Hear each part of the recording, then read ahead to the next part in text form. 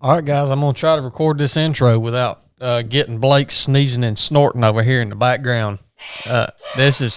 He's over here doing his QuickBooks and computer emails and, just doing all this stuff. And look at him, son. I wish y'all could see him right now. This is part 2 with Stacie Marshall. Man, are y'all enjoying this conversation with Stacie or not? I don't know. I really enjoyed it. And the first part, we just kind of got to go through some of her story, and we left off with her statement, yeah, but sometimes hope pisses people off.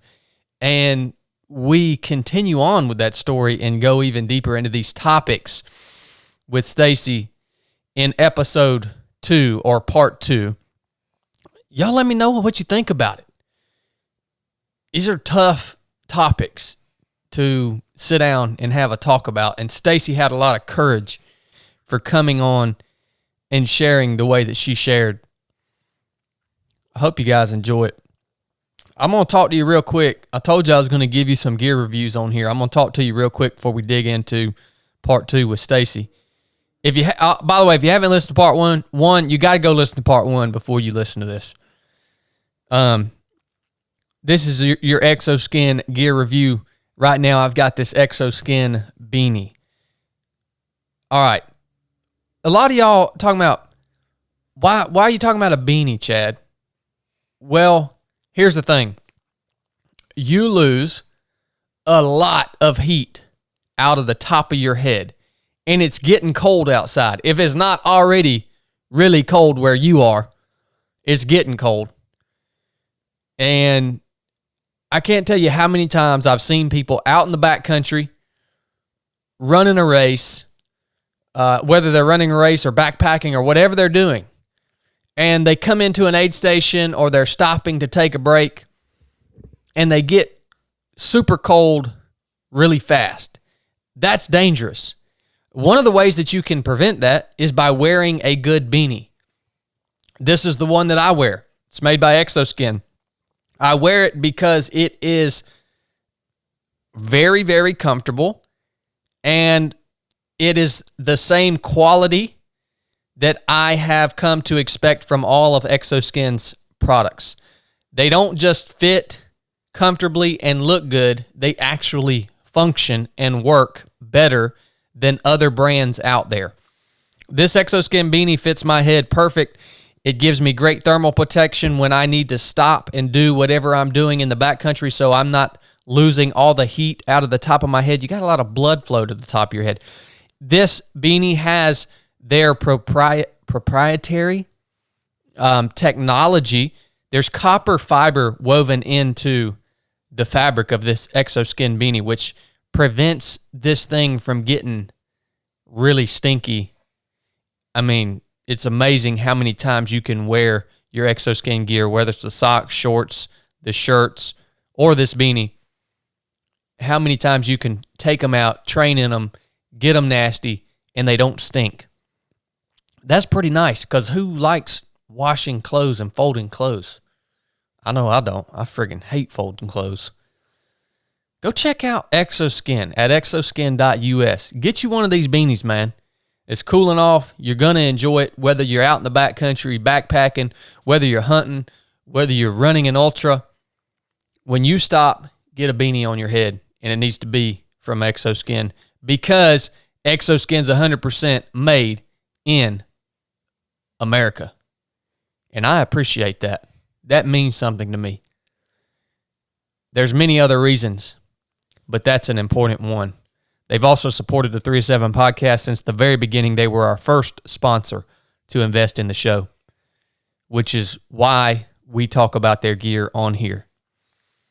Check them out at xoskin.us. They got a big sale going on right now. I mentioned it in a previous podcast, and I think you guys are going to enjoy this apparel from Xoskin. If you haven't already tried it, go and check them out. Xoskin.us on Instagram at XoskinUSA, I think is their Instagram handle. I'll attach it in the show notes of this episode, along with a pro code just for you 307 podcast listener so you can get a discount when you go and order. Love you guys. Here's Stacie. Enjoy it. So I got the both and for sure. Yeah. Yeah, I can only imagine you did. All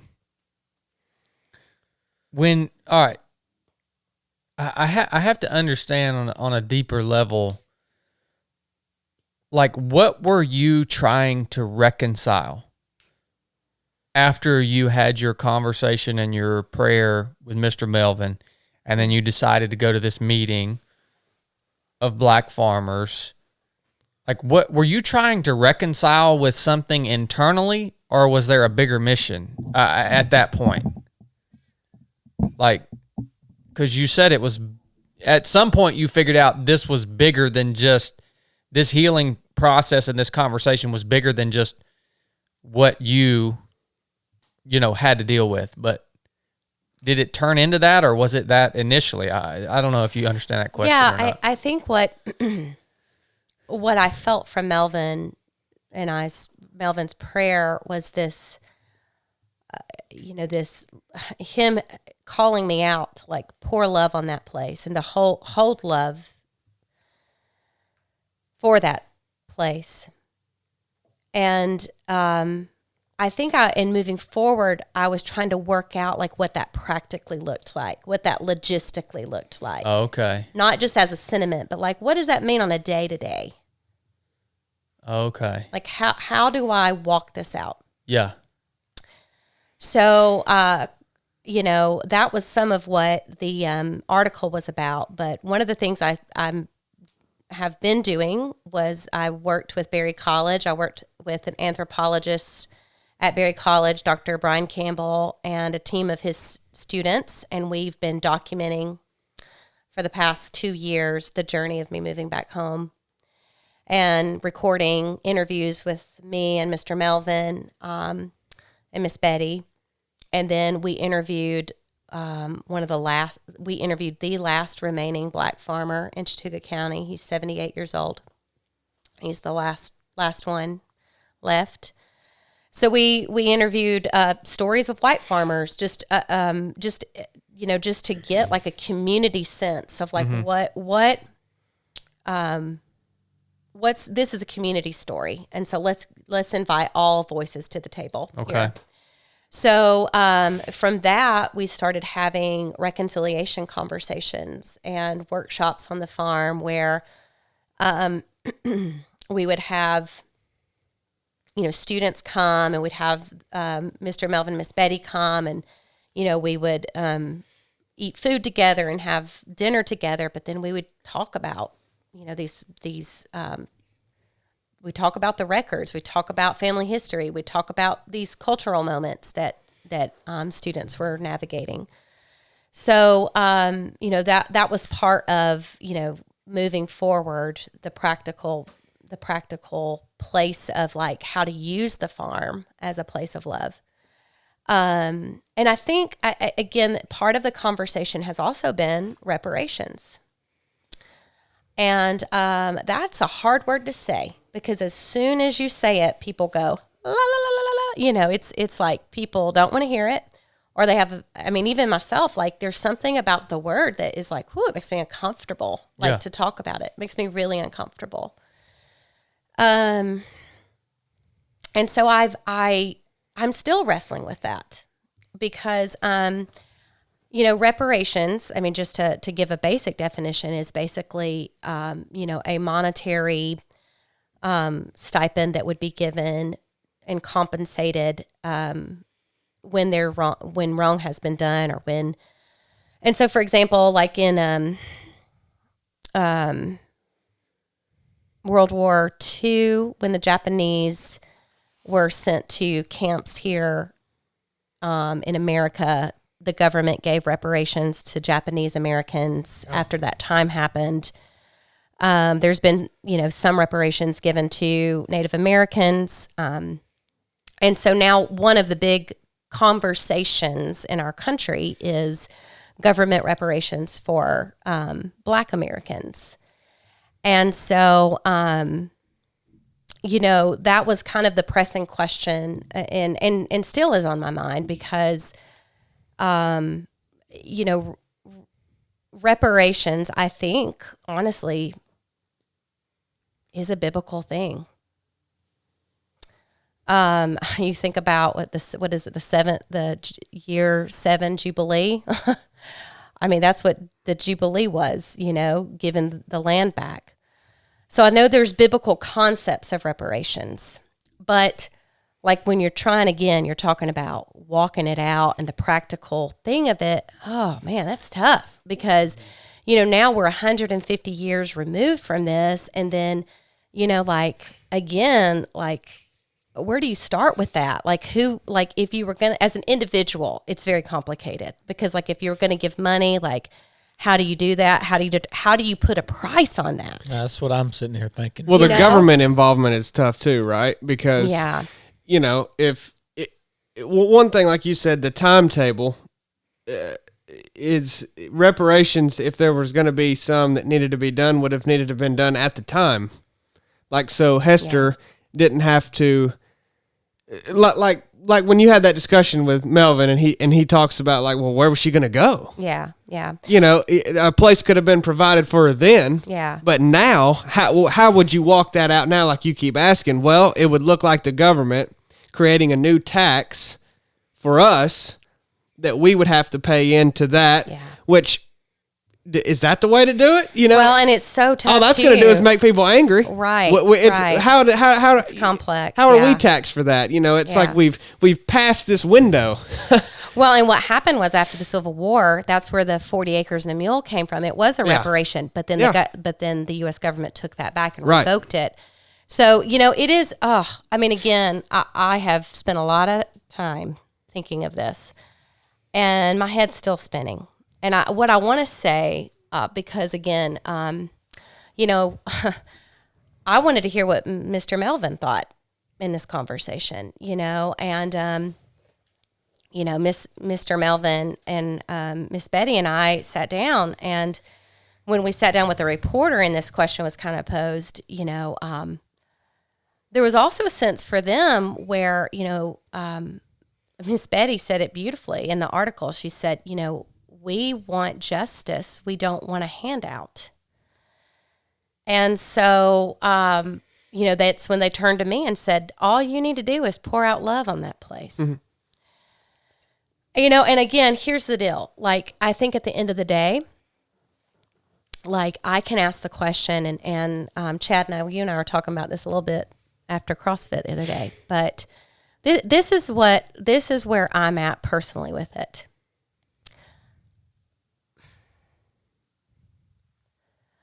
I want to be willing to live my life in a way that I say, whatever, Lord, whatever you require of me, I will do. When I think about Nicodemus, when he saw Jesus, he ran down the road as a taxpayer and he paid back all the people 4 times what he owed them. And then he went back to Jesus, and Jesus said, surely salvation has come to your house. So when I think about that story, I think about I have a choice here. I can think, I can just say, well, I wasn't involved in that. It's not on me. It's in the past. What's done is done. Or I could say the other side of that, which is it'll never be enough. I could pay reparations for the rest of my life and it would never be enough to pay back monetarily the evil that's been done. And to live in shame for something, just to live in that place of shame. But I think that there's such a difference between shame and conviction. And for me, I want to live in that place of conviction because I think the conviction is being compelled by love. And so, I'm trying to walk this out and not paying penance for the rest of my life because I'm a descendant of enslavers. I'm trying to walk this out because I know my house, but I want people to see the hope of what happens when salvation comes to my house. So, currently, I'm stewarding that space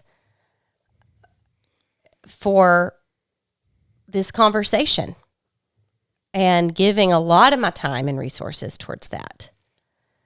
And I have snags, man. I have days where I wake up where I'm like, God, because honestly, what I feel at the end of the day is, and what a lot of the feedback was from the New York Times article, a lot of people were like, there were a lot of people encouraging me, that was very kind.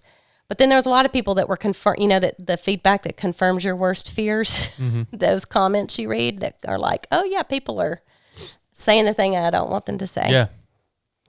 Because they're seeing anyway. So the thing that got in my head, and it still gets in my head, is, but paying the penance of like, well, your family owned slaves, you don't deserve that land, and you should sell the land and sell the farm. But then that sets up a whole other set of issues, Yeah. So anyways, I am hoping to continue to move forward in this posture of love. But man, I have to be renewed in it every day. Well, I think about this as far, to me, if you were to give a portion of your land or give money to descendants of people who were enslaved, then that, like, to me, that's an easy way out for you. Like, it's a one-time thing, right? Here's this land, we did you wrong, I'm sorry. It's a one-time thing, it's done. And for them, to me, it would be a slap in the face because it's saying you think that this amount of land or this amount of money is worth the wrong that I went through. And who are you to put value on the wrongings of it? And it's not direct to them, but if Hester were still here, who are we to put value on whatever Hester had to endure there? And it's the hard way out to say, okay, I'm not going to do that, but I'm going to make this lifelong commitment to pour out love on this land and use it to bring awareness and light to this situation. And to me, that's a form of reparation, right? Like, that is how you're repaying what was wrong by bringing light to it and using your land for the good of, in spite of all the bad that was done to it. Like, I think that's the honorable and hard way out, because then, you can say that, but obviously not everybody's going to agree with that. Well, how I see what you said is people say you don't deserve that land. I wouldn't disagree with that, but nobody does. Nobody deserves that land. I don't think you do. I don't think the descendants of any slave out there deserves that land. I don't think I deserve it. But how I see it is God has given you that land now.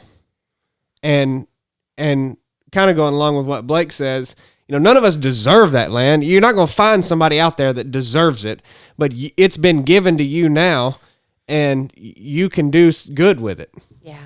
And I think that's why you are back on it. And you're back on it now in this time, and you're doing good with it, and you're pouring out love on it. I think, I think sometimes where we get into trouble with these conversations is we talk about what we deserve or what somebody deserves. So none of us deserves anything. And when someone is wronged, in a sense, they deserve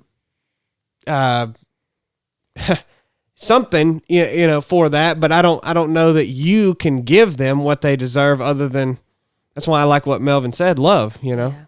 So, well, and I think like the core of reparations, that word is to repair. Right. And,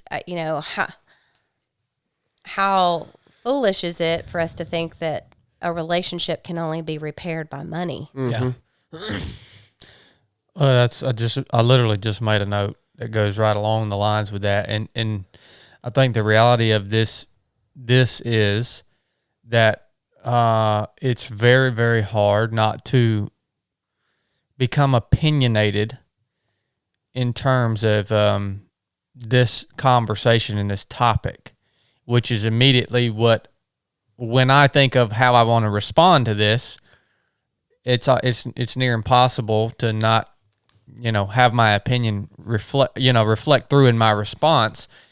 But I will say along the lines of what you just said, Stacie, you talk about giving something of true value, like giving back something of true value. Well, I'm going to go ahead and tell you, money is not that thing. Yeah. Money really has no true value. I mean, it is just this thing that we use to trade for things that we need now. But like real healing, like value in terms of it can heal and restore, it cannot accomplish that. Yeah. It can accomplish that. Like, what are things of true value? Things that truly are valuable are things like time, things like conversation, things like thoughtfulness, love. Those are the things that we can offer to each other that possess true value in order to restore whatever the situation is. So, I don't know. I'm doubtful that our nation. Oh man, I'm just straight up. I'm doubtful that our nation, in the current shape that it's in, can come to a conclusion on this. This. I'm thankful that there is someone like you that has deep conviction and not guilt, in order to take this mission on and walk this journey out. It's amazing to me the courage it takes, because I had a question on my thing here, and the question is, how does this that you're talking about, Stacie, how does this relate in comparison to the new cultural narrative of white shame? And I think you answered the question. It's the difference between guilt or shame and conviction to restore relationship with your brothers and sisters that have a dark history because of our dark history as a white people. It's deep, man. It's really deep. And you can feel the difference. I mean, I know in my own heart with anything, not just this conversation, but with any heart sin issue, I know the difference between like when the Lord is convicting me, because the kindness of the Lord leads us to repentance. The kindness, and there's just this like, I want to do this. Like I want to do this. Like not like I have to do this, but this ease to it where, shame, I feel like there's this, it almost like gets like at your throat. Like it just feels like, ugh, like I'm straining, like, white knuckling my way through this, or just, like it physically feels different in your body. Yeah. I want to ask one thing that you said that was I think very important to me, was you talked about the relationship between your father and Mr. Melvin, not only as children, but throughout their life. And then Mr. Melvin being a part of your life coming up. And, I think that there is a perspective that is propagated in the mainstream quite often that we hate each other because of our difference in color. And especially, your father's generation, in rural Georgia, surely they hated each other. Yeah. How has the black community that you've interacted with, and you know what? I hate even using the word black community. Me too. I hate even. I mean, these are obviously speaking specifically about the group of black farmers that Stacie went and engaged. Mm-hmm. I mean, that's a meeting primarily to discuss issues that black people have experienced in their past. But, the reason I hate using the word black community is because that's ridiculous. It's ridiculous. It's ridiculous. And it goes against what the Bible tells us about us. Well, you know why we use it? We are all one in Christ. We use it because it's been propagated. No, I'll tell you why we use it. We use it because of the past that Stacie is talking about. Yeah. Because they have been alienated. Slavery caused this. It's frustrated me for a long time, when people refer to the black community or the white community or whatever community. But you can't get frustrated at black individuals that talk about the black community because what else do they talk about? They've been alienated by white people for years, and that's pretty fresh now. So it doesn't frustrate me anymore. I understand why they do it. I'd like to get to a point where we don't have to refer to that. Yeah. But that's going to take time. No, no wonder the conversations that you're having are so hard to have. Yeah. We see this right here. Like, what language do you even use to portray these relationships? Yeah. Like what language? And it's not. Let me make this clear. It's not because I'm worried about offending anybody. Me neither. I could care less. All right. Yeah. I'm worried about getting to the root of this and having some healing and some continuity in the community, right? In culture. Like, that's the root of it.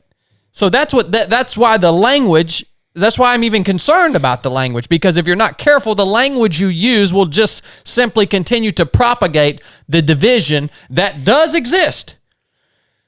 But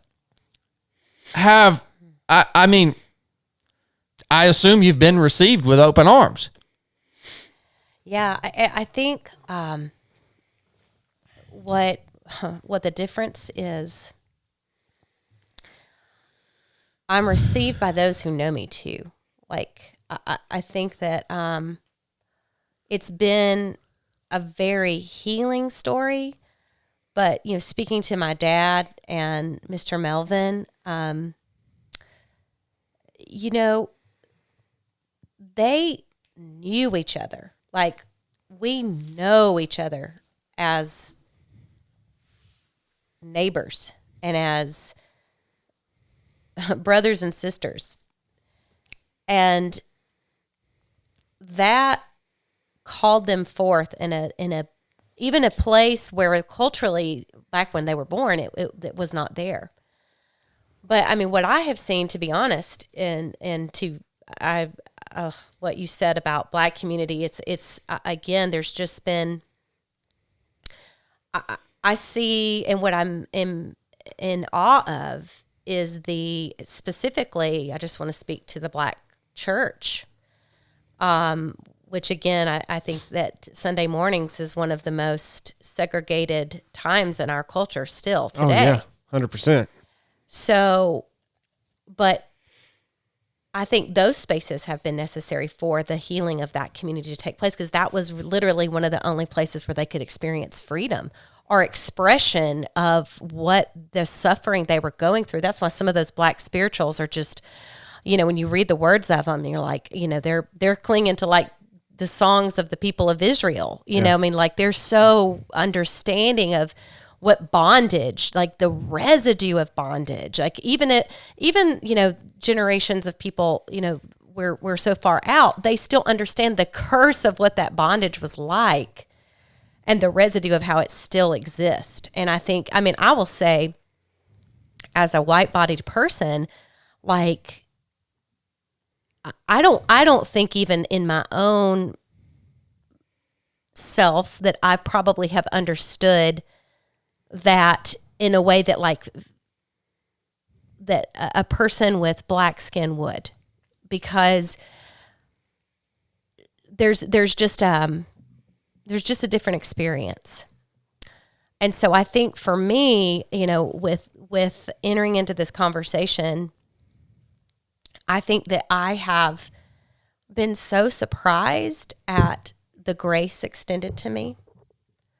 Like, and honestly, the gratefulness, and this, to me, this just feels like, like not that hard, but the gratefulness that has been expressed to just acknowledge that harm was done.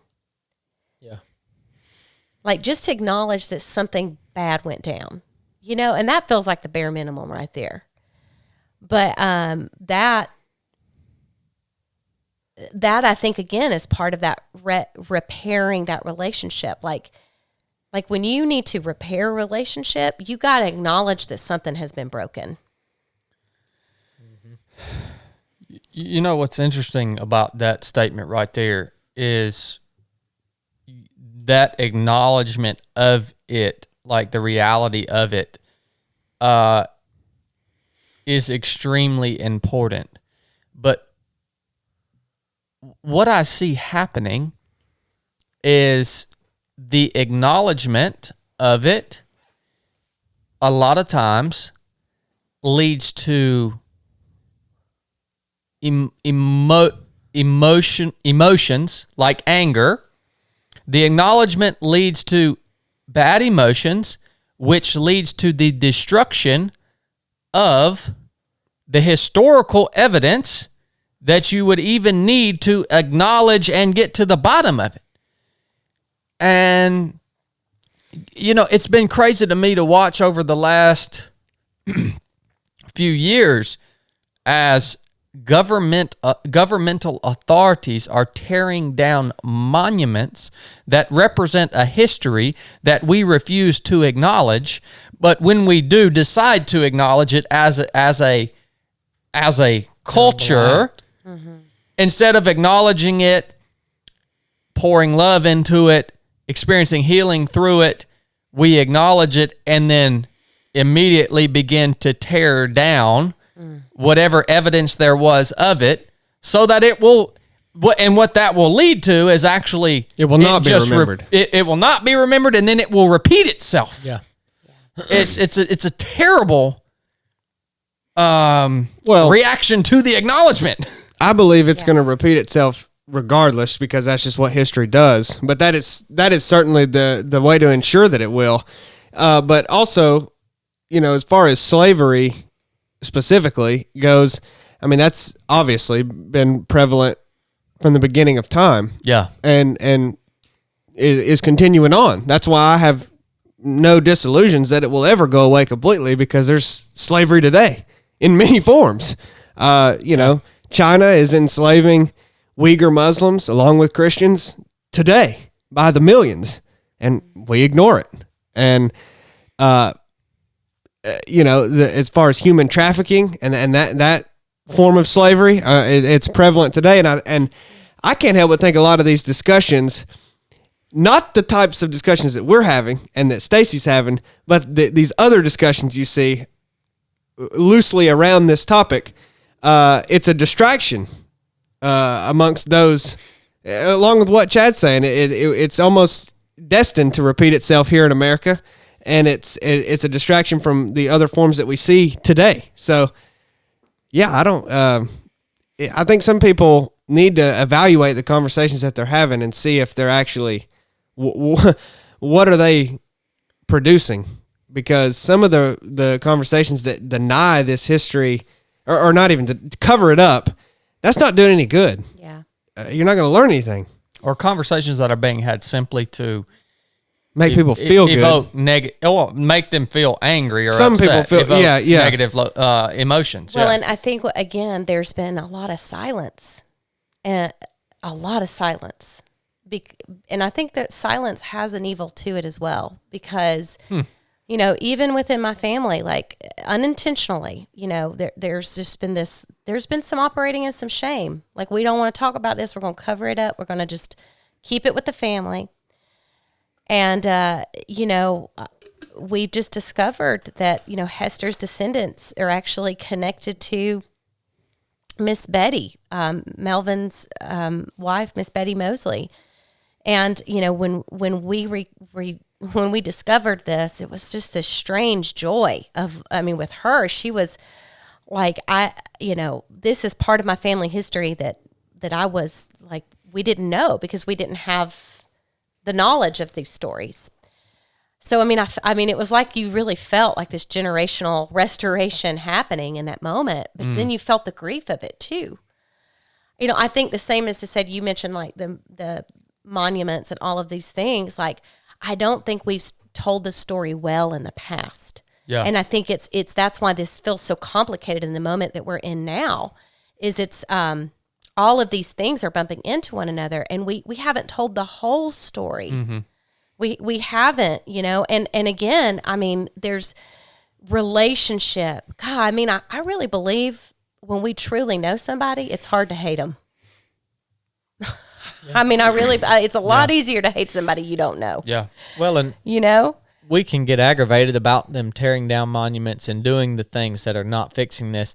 But the fact of the matter is, the people that are doing all that don't want it fixed. Well, They want and you even think, like when you mentioned that your dad and Mr. Melvin played together as kids, it made me think that in that time, most people would think everybody's racist, right? Like the schools are segregated. I don't know who came up with segregated schools, but I would assume it was public schools, so it's probably some governmental thing. Oh, it'd take a long time, But you think, okay, the government has just continued this segregation here, but here are two kids playing together, black and white, that are clearly not racist, and clearly their parents are, or they would not have let them play together, but the schools are still segregated. And then you fast forward to today, and what's being put out on the news, and it's all this Black Lives Matter stuff, and all of that is just more division that's being put out by the people who don't want the American people to come together. They don't want it fixed. And it takes people like us having this conversation and people on the other side who have problems just the same that we do, and finding some common ground and saying, look, it was wrong. Let's like move on. Let's figure out and let's reconcile this, and not move on and forget it, but let's move forward in a better manner than what we've been doing. And that's what Jesus did. Like you think about the story of the Good Samaritan. Mm-hmm. When he was telling that story, he was using like names of groups of people that he knew. When he was talking to that audience, they'd be like, oh, well, that person would never stop for a Jew. Yeah. You know, like, I mean, he intentionally was speaking to what you're saying. He was saying, you know, he was trying to he was surprising people. He was calling people out of that, calling people back to humanity. Like, yeah. But I think that, let me give this story. This is a personal story, but I want to say it because I feel like it's a story of hope, and I feel like it needs to be told. I'm going to try to remove some names, but anyways, I had a family member that, very close family member, had a rebel flag flying on his porch throughout the election, and for him, that flag symbolized kind of like, honestly, Southern heritage and being country, like being from the country. There's this connotation to that. You know, again, we live in a community where neighbors know each other really well. And so Mr. Melvin stopped in to this family member's home, and he just had a conversation with him. And he said, listen, I understand what that flag means to you, but I want you to consider also what my family sometimes thinks when I see that flag, mm-hmm. and what we associate it with. and it's your personal property. You can do whatever you want. But I just wanted to say, just because you might not have considered that. You might not have considered what it brings back for us on this side. Yeah. And he took it down. And he put up an American flag. But that conversation couldn't happen with a person that he didn't know. Yeah. Like, he removed that because he knew Melvin loved him and because he loved Melvin. Yeah, he had respect for what he had to what he had to say to him. Yes. Gosh, dog, man. Let's take a little break real quick. All right. Tell you what, man, you guys freaking stress me out. It's like herding cats around here, man. Chili, we take a break. We're standing here for 10 minutes. And when we're ready to start the podcast again, you walk outside. You aren't ready. You stress me out, dude. You know what stresses me out? When the guest shows up to the podcast studio before you. That did happen. We showed up at the same time. Her car was coming through the gate before yours. Well, I can open a gate. Well, you weren't. I didn't go out when you were ready. I came back in here and was ready before you were. I had my headphones on before you, sitting here in position, looking at you. you see, this is one of Chili's main problems. His hard-headedness. It's because he had to wear a school uniform all his life. Oh, okay. Well, that's true. I did have to wear a school uniform, but I'm not. I am hard-headed too, but I think that's got me far in life. My stubbornness. You stubborn? It's gotten you 22 years. Oh, yeah. Yeah, that's a good thing. Stubborn people get stuff done. You know, with this conversation that we're having, I really wish that we could come up with some definitive solutions or plans of action or just the layers of it, though, are so deep, man. You know, why one reason why I am so passionate about this specific topic is, well, not just this topic, but one reason why your mission and your story appeals to me so much. For the listeners, maybe not so, but for me, it appeals to me in a big, big way. One, because I see this as one of the core issues of our nation. Of humanity. That's it. Well, yeah, of humanity, but I'm going to go ahead and tell you, That's it. there are, I've been all over the world, man. And other nations don't have these issues on the level that we have them here in America. I think they have them on a bigger level. Well, I think having slave, like, you talking about slavery or what? no, just the tension, The division. the division, culturally, as it pertains to skin color. Well, Well, I it's think because they don't have a say in it. Like, I mean, their division was not when slaves were prevalent in America. The division was not here because the slaves didn't have a say, right? No, I'm just saying. listen, I can agree with you guys. And if you want to say this is one of the core issues of humanity, I'm going to just say it's one of the core issues. what is racism is a core human problem, but the division you're talking about, sure, that's uniquely American because America's unique. Yeah. It manifests itself differently all over the world. So another reason that this conversation is really impactful to me is because I grew up in the grips of racism and deep hatred that I felt toward other people that weren't the same color as me. And I also received hatred from people that weren't the same color as me back at me, right? And it caused a lot of like there were times in my young adult life where it just it consumed me. It's been very prevalent. This has been racism as it pertains to American culture has been very prevalent in my entire young adult childhood, all that, all the way up through, right? So what allowed me to break free from those chains of hatred and division and all that, believe it or not, it wasn't Jesus. It wasn't my salvation. It wasn't. It was my career in the Navy. Like it totally changed my heart, my perspective, my thought, my train of thoughts, everything. It changed everything. Because when you are thrust into an environment that's dangerous, where life and death is on the line, right?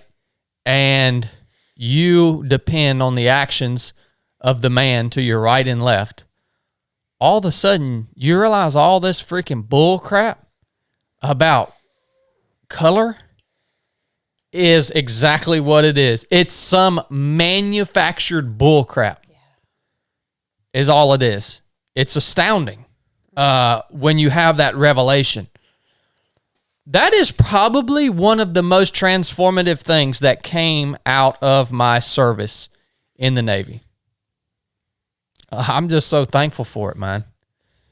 I am so thankful for it. And the military, the U.S. Navy, specifically the SEAL teams, was probably one of the least racist,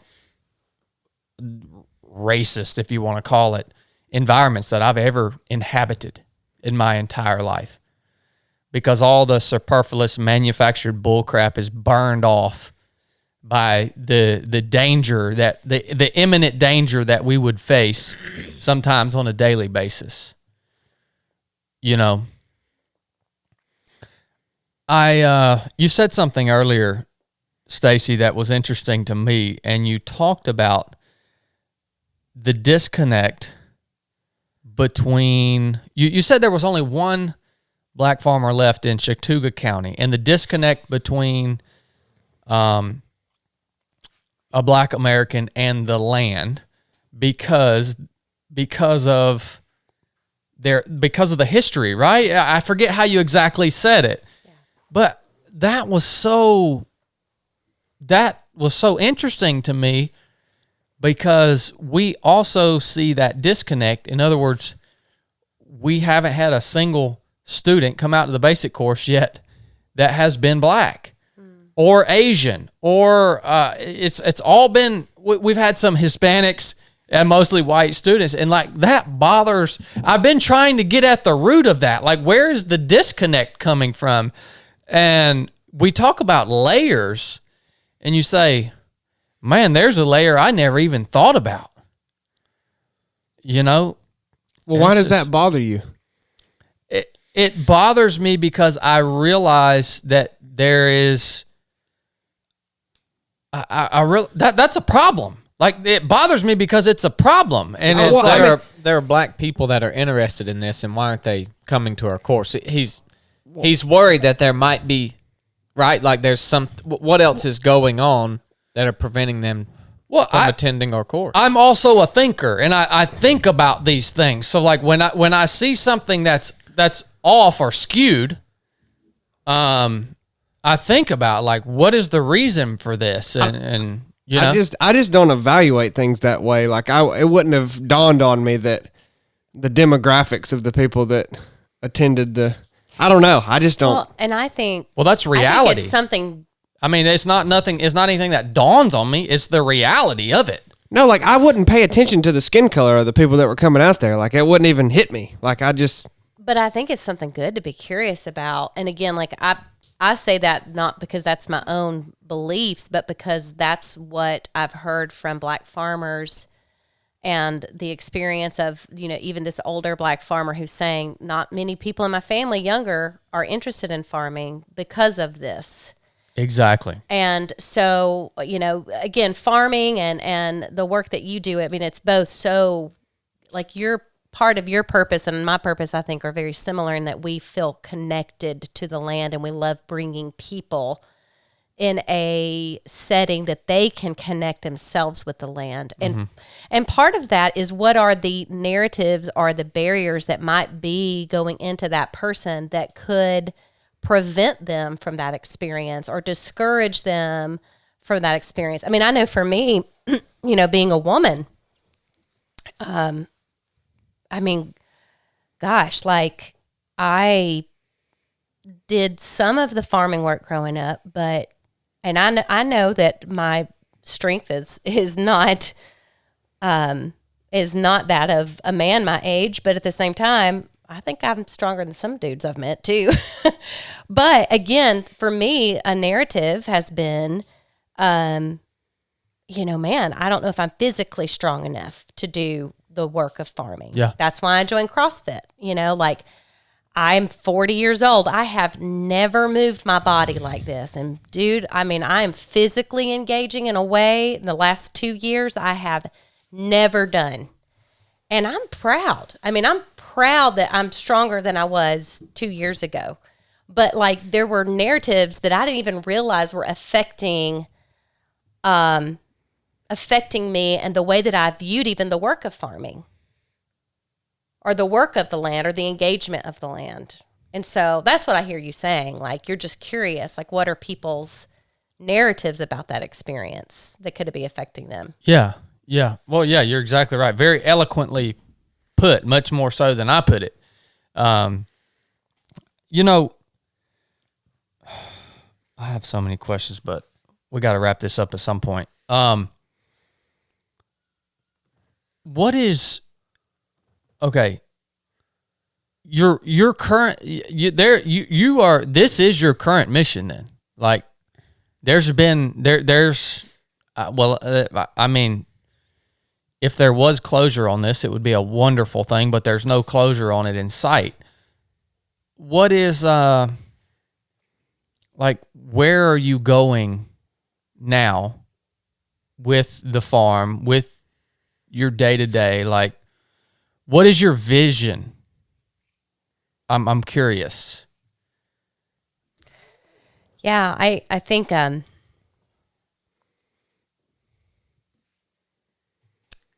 it is my mission, but it's a mission that feels not something that is out with this specific point yet or agenda. It feels more right now like the mission is also being done in me. That's part of the mission. Yeah, I get that. And so it's it's a lot, and that's a messy process. It's messy to kind of know, like, well, this is where I feel. I mean, it'd be really nice for me to say XYZ, here's a little, let's tie this up with a bow, this is what it's going to look like. But I think, honestly, in some ways, like, the journey that I feel like I'm on is continuing to make me dependent on the Lord in this, as far as what's next. And so, I'm just acting on the next thing, and so, we're about to put this film out into the community. We're going to continue these conversations on a communal level. I think I have a lot to learn about facilitating those conversations and what that's going to look like. I'm stumbling into that, and again, I think it's really difficult because, as you mentioned before, like, you don't want to offend anybody, but when you're having a communal conversation, you're aware that certain things are going to bump up against each other. And so people are going to have conflict. And like, if I really want to use my place is a place of healing, am I willing to be a facilitator of uncomfortable conversations? So I'm trying to learn how to do that. Yeah. And I think part of that learning is noting within myself how I feel when I'm in an uncomfortable conversation. You know, what goes up in me, which is a lot of times like I want to be a lot of self-preservation and, you know, goes up in me. And so I'm hopeful that, you know, my farm can continue to be a place used for love, a place to teach people, a place to connect people to the land. Blake and his girls came out there, and I mean, I just loved seeing your kiddos like getting to milk the cow and you know, just being on the land. Like there's something that, I mean, there's not words for it. Like there's something about just putting people in that setting that it just does the work. Mm-hmm. And I would love to have more opportunities to do that on my farm. Just to allow people to come out and maybe they don't need to talk. Maybe they need to come and pet a horse for a while. Yeah. Yeah. You know, so I mean I've got hands wide open right now. You know, I'm hopeful. But we'll see. We'll see. Isn't it an interesting concept to be willing to step into a conversation where you are okay with being offended by someone's perspective? Mm-hmm. That's a very foreign, I think, that's a very foreign concept for a lot of people. Like, and maybe gets at a lot of the root of why conversations like this have been swept under the rug for so long, is we are very hesitant to walk into a group or a room or to facilitate something where with a heart that is prepared to say, okay, if I fully expect to be offended by someone else's perspective on this subject, and I'm okay with that. I'm gonna work through that. That's very rare. Yeah, and I think we have to equip people to not avoid that, but what do we do when that happens? That's what people don't know how to do. That's why we're seeing, like you said, I mean, like, I think you're right. Like, I don't know. I mean, I feel the division. I feel these moments of trepidation of what's to come for our country. But I think that's it. It's like we can't avoid the conversation. Well, we can't avoid the conversations, but like, how do we respond when the ouches happen, when the toes get stepped on, and how do we almost like prepare us if that's going to happen? Yeah, it needs to happen. Yeah. I can tell something's burning on your heart, Chili. No, I was just confused about, what do you mean be offended by someone's perspective? I'm sitting here pondering that. I'm like, why would you be offended by someone's perspective? I'm curious. Well, that's just kind of the reality of life. Well, no, I mean, you talked about like stepping in and facilitating a conversation. Like, why would we be offended by hearing someone else's perspective on what we're talking about?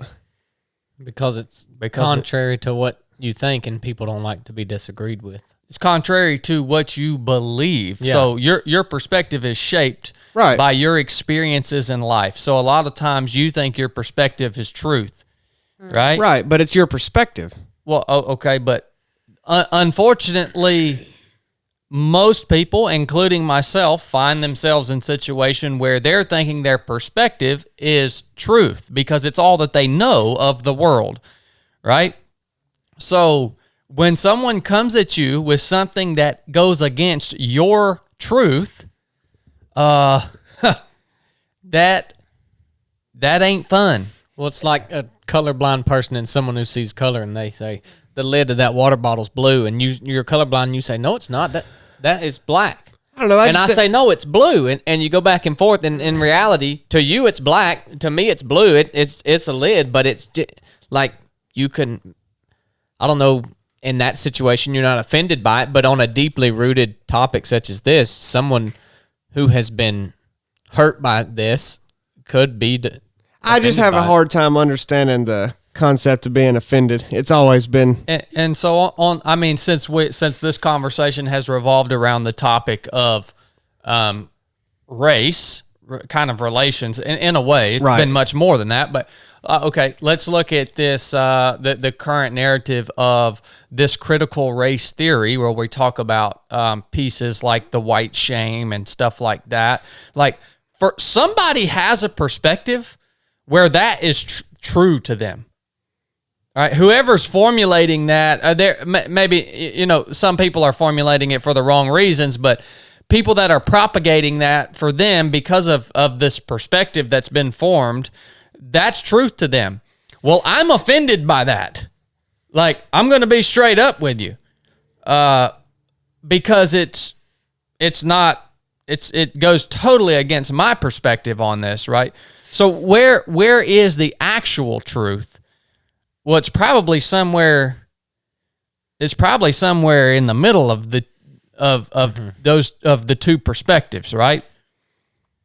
But anyways, that's I guess that's the best way that I can explain entering into conversations around, because if somebody came up to me and wanted to discuss critical race theory or something like that, I'm more than likely going to start from a very defensive position instead of actually going into it saying, okay, let's actually get to the bottom of this thing. You know what I mean? So, what you got, Blake? No, I don't have anything else to add there. Okay. Yeah. Stacie, how can well, first of all, I want to ask you, is there anything else on your heart that we've missed, that you feel like you feel like the world needs to hear? And when I say the world, I mean literally the world. We have thousands of listeners in the UK and Australia and New Zealand and all over the world. So we get to reach a lot of people through this platform God's given us. So just want to open it up to you, if there's, because I know there's parts of your story that I'm sure we brushed over.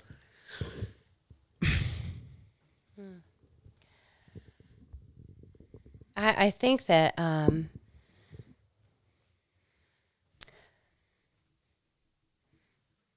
I hope that what people can hear and take into their own lives from this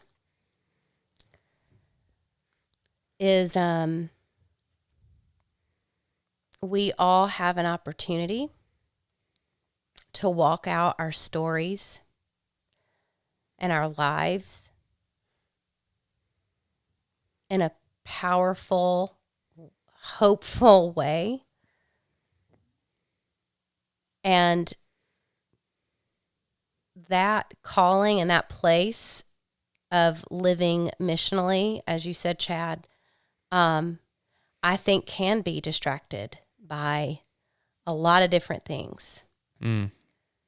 But if we stay the course and we stay true to what we know we are called to, and in a way own our own path, own our own role in this journey, I think that's all we can do.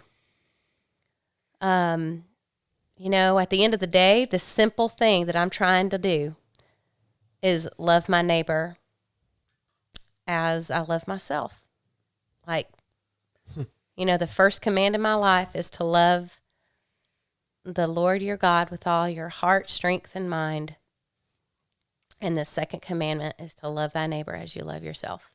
Wow. Yeah. That's the solution. You say there isn't really a solution. I mean, that's the mission. Yeah, that's it.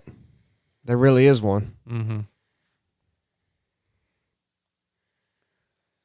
Well, that was good. You think we could ever get Mr. Melvin on the podcast? Oh, he would be amazing. I told her that when I think I passed him when I left your house. He's sitting out on his porch there. Oh, it might have been. Yeah. I told her that when we went over there. I said, man, he sounds like a good one, just from the little bit you told me about him at your house. Yeah. Amazing. Yeah. I mean, I love this. I love this type of content and this type of conversation. I mean, I could make a whole podcast series just hearing different perspectives on this topic, personally. So that would be cool. But man, Stacie, I just want to thank you so much for being who you are, for your courage, just your unwavering commitment, for your generosity.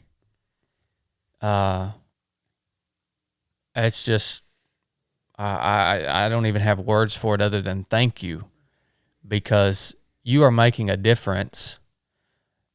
This conversation has made a difference in me personally, and I've known you now for months and see you just about on a daily basis. But the fact that you set aside the time out of your schedule to come have this conversation with me impacted me greatly, and I thank you for that. Well, thank you guys. It's been truly an honor to sit with you today to talk about this. Well, all right, guys. I guess we will we'll wrap it up. And last thing, I want to know, Stacie, if you could tell the listeners where they can find you, follow you, come be a part or interact with you, whatever it may be. Sure. You can follow along our farm journey on Mountain Mama Farms on Instagram. And we also have a blog, mountainmamafarms.com. And yeah, be sure to check us out and follow along. I love it. And I'll attach links to that in the show note of this episode. So if you guys don't know where the show notes are, just scroll down and it's the notes under the show. That's the show notes. I put links in there to make this easy for you freaking scallywags that can't navigate this computer land. So those will be in there. Just click them and go. Reach out to Stacie. Let her know that you love her, or let her know that you don't love her. Let her know what you thought about this conversation, because and same with us here at 37 Project. And if you'd like to hear more conversations like this, then we will do the work on our end to make that happen. We love you guys. Thanks for tuning in. Enough said.